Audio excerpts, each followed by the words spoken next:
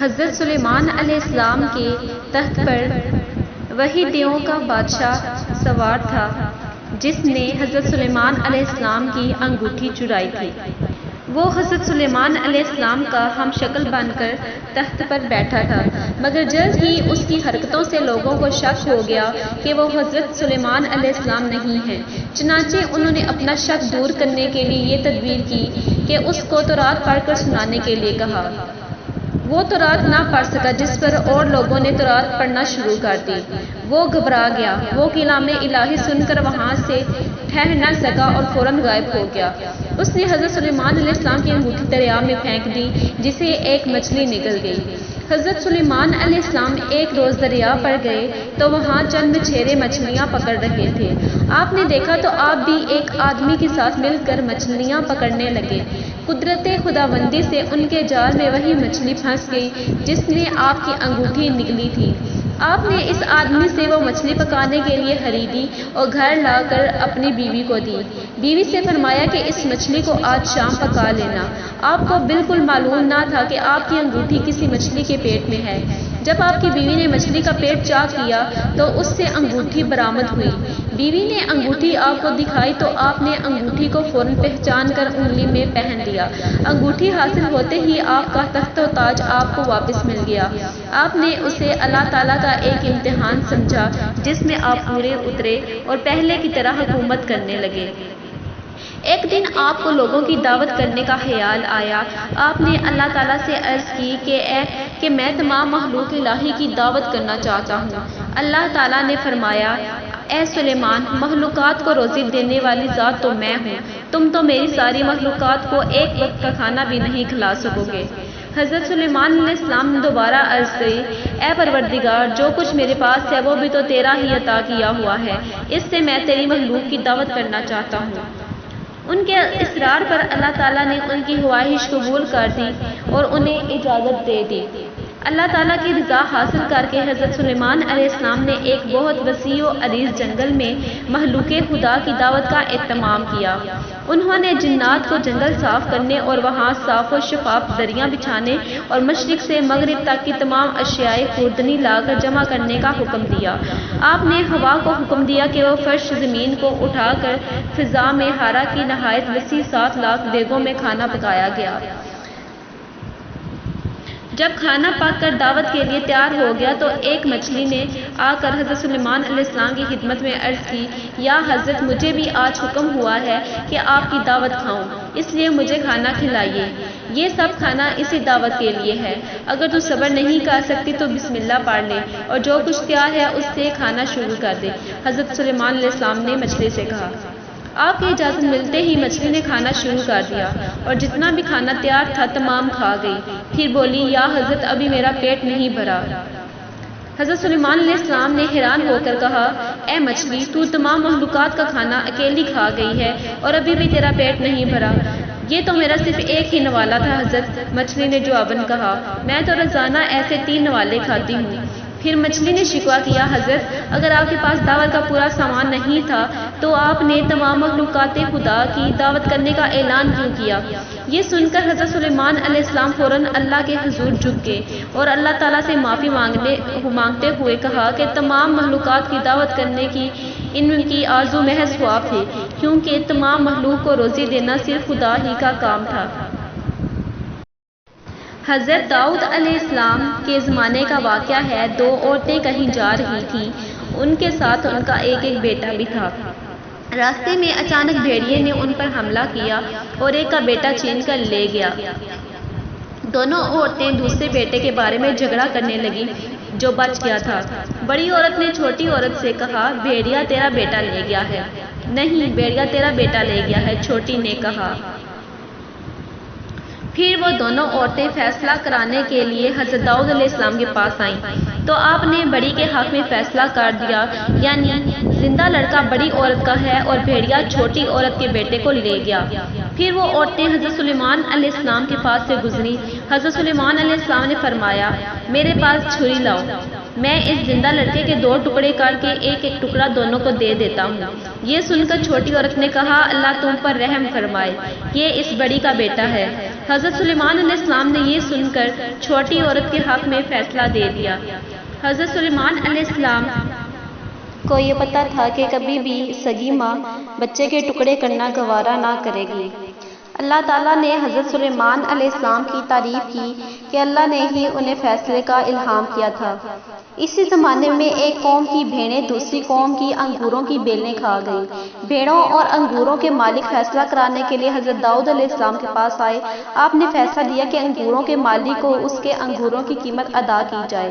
وہ دونوں حضرت داؤد علیہ السلام کے ہاں سے نکل کر حضرت سلیمان علیہ السلام کے پاس سے گزرے تو انہوں نے دونوں سے پوچھا کہ اللہ کے نبی نے کیا فیصلہ کیا ہے۔ ان دونوں نے بتایا کہ یوں فیصلہ کیا ہے۔ حضرت سلیمان علیہ السلام نے فرمایا کہ اگر تمہارا معاملہ میرے پاس آتا تو میں فیصلہ کرتا کہ بھیڑیں انگوروں کے مالک کے سپرد کر دی جائیں، وہ بھیڑوں کے دودھ اور پیدا ہونے والے بچوں سے فائدہ اٹھائیں، حتیٰ کہ بھیڑوں کے مالک ان کی بیلوں کی اصلاح کریں اور پہلی حالت تک بیلیں تیار کر کے ان کے سپرد کر دیں، پھر اپنی بھیڑیں واپس لے لیں۔ حضرت داؤد علیہ السلام کو حضرت سلیمان علیہ السلام کی اس بات کی اطلاع ملی تو انہوں نے اسی کے مطابق فیصلہ کر دیا اور پہلا فیصلہ ختم کر دیا۔ عبداللہ بن عمرو بن عاص رضی اللہ تعالیٰ عنہ نے بیان کیا ہے کہ رسول اللہ صلی اللہ علیہ وآلہ وسلم نے فرمایا، جب حضرت سلیمان علیہ السلام نے بیت المقدس کی تعمیر مکمل کی تو انہوں نے اپنے رب سے 3 چیزوں کا سوال کیا۔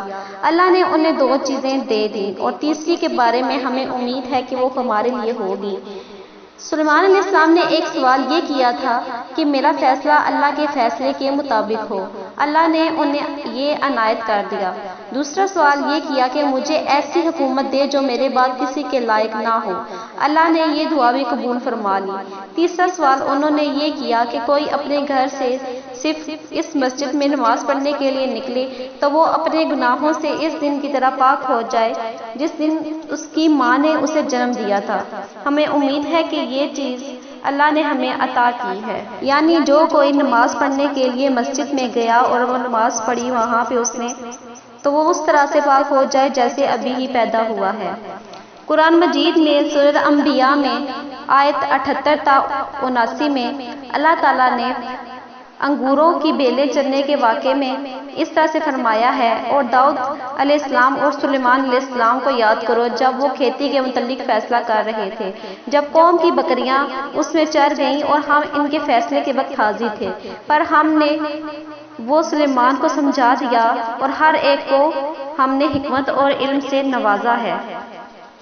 حضرت سلیمان علیہ السلام کے والد حضرت داؤد علیہ السلام کے دور حکومت میں مسجد اقصیٰ کی تعمیر شروع ہوئی۔ حضرت داؤد علیہ السلام چاہتے تھے کہ اس مرکز پر ایک ایسی عالیشان عبادت گاہ تعمیر کی جائے جو مسلمانوں کے لیے مقدس ترین اہمیت کی حامل ہو، لیکن حضرت داؤد علیہ السلام اپنی اس خواہش کو اپنے ہاتھوں پورا نہ کر سکے اور بیت المقدس کی دیواریں قد آدم تک بلند کر کے چھوڑ دی تھیں۔ چنانچہ مسجد اقصیٰ کی تعمیر حضرت سلیمان علیہ السلام کے دور میں ہی مکمل ہوئی۔ آپ نے اپنی تخت نشینی کے 2.5 سال بعد یروشلم میں اس مقدس عمارت کی تعمیر شروع کی جو مسلمانوں کا قبلہ اول تھی۔ حضرت سلیمان علیہ السلام نے انسانوں اور جنوں کو عمارت جلد سے جلد بنانے کا حکم دیا، چنانچہ 1 لاکھ سنگ تراش اس کی تعمیر میں لگ گئے۔ 30,000 افراد پہاڑوں سے پتھر تراشتے، 70,000 ہاتھی اور اونٹ ان پتھروں کو اٹھا کر لاتے، جبکہ دیو اور جنات کانوں سے لال یاقوت، فیروزہ اور سونا اور چاندی وغیرہ لاتے۔ اس مسجد کی لمبائی 784 گز اور چوڑائی 455 گز تھی۔ مسجد میں 684 ستون تھے اور 4,000 قندیلیں روشن ہوا کرتی تھیں۔ اس کی صفائی پر 700 صفائی کرنے والے مامور تھے۔ مسجد کے صحن میں ایک مقام قبۃ الصخرہ کے نام سے ہے جس میں رسول اکرم صلی اللہ علیہ وآلہ وسلم کے نقش قدم ظاہر ہیں۔ اس مسجد کی تمام زمین میں ایک ہاتھ بھی ایسی جگہ نہیں ہے جس پر کسی پیغمبر نے نماز نہ پڑھی ہو یا کسی فرشتے نے قیام نہ کیا ہو۔ جب حضرت سلیمان علیہ السلام کی وفات کا وقت قریب آیا تو مسجد کی تعمیر مکمل نہیں ہوئی تھی، چنانچہ حضرت سلیمان علیہ السلام نے اللہ تعالیٰ کے حضور یہ دعا کی، یا باری تعالیٰ، اس وقت بیت المقدس کی تعمیر مکمل نہیں ہوئی، میرے انتقال کو جنات سے پوشیدہ رکھا جائے تاکہ بیت المقدس کی تعمیر مکمل ہو سکے۔ آپ کی دعا قبول ہوئی۔ جنات نے شیشے کے محل میں حضرت سلیمان علیہ السلام کے لیے ایک معبد تیار کیا تھا اور آپ اکثر یہیں عبادت الہی میں مصروف رہتے تھے۔ آپ اس میں تشریف لے گئے اور اپنے عصا کے سہارے کھڑے ہو گئے۔ اسی دوران ان کے جسم سے روح پرواز کر گئی، مگر چونکہ ان کا بہت روب و دبدبا تھا اور اکثر عبادت الہی میں مصروف رہتے تھے، اس لیے جنات کو آپ کے انتقال کی خبر نہ ہوئی اور وہ آپ کو زندہ سمجھ کر کام کرتے رہے۔ ایک طویل عرصہ تک ان کا جسم عصا کے سہارے کھڑا رہا۔ آخر جب دیمک نے عصا کو کھا لیا تو عصا ٹوٹ گیا اور آپ کا جسم زمین پر گر پڑا۔ اس وقت جنات کو معلوم ہوا کہ آپ کا تو انتقال ہو چکا ہے، چنانچہ وہ پہاڑوں کی طرف بھاگے۔ حکم الہی سے ہوا تخت سلیمانی کو اڑا کر لے گئی، لیکن اس وقت تک بیت المقدس کی تعمیر مکمل ہو چکی تھی، چنانچہ حضرت سلیمان علیہ السلام کو بیت المقدس میں ہی دفن کر دیا گیا۔ حضرت سلیمان علیہ السلام کی وفات کے بارے میں حضرت عبد الرحمن بن زید بن اسلم رضی اللہ تعالیٰ عنہ بیان کرتے ہیں کہ سلیمان علیہ السلام نے موت کے فرشتے سے کہا کہ جب تجھے میرے بارے میں فوت کرنے کا حکم ہو تو مجھے اطلاع کرنا۔ وہ ایک دن آپ کے پاس آیا اور کہا، اے سلیمان علیہ السلام، مجھے آپ کے متعلق حکم مل چکا ہے اور آپ کی تھوڑی سی زندگی باقی ہے۔ آپ نے شیاطین کو بلایا جنہوں نے آپ کے لیے شیشے کا ایک محل تعمیر کیا۔ اس کا کوئی دروازہ نہ تھا۔ آپ وہاں کھڑے ہو کر نماز پڑھنے لگ گئے اور اپنی لاٹھی سے ٹیک لگا لی۔ پھر ملک الموت اندر آیا اور آپ کی روح قبض کر لی۔ آپ 52 سال زندہ رہے اور آپ نے 40 سال حکومت کی۔ آپ کے بعد آپ کے بیٹے رجام نے 17 سال حکومت کی۔ اس کے بعد بنی اسرائیل کی سلطنت پارا پارا ہو گئی۔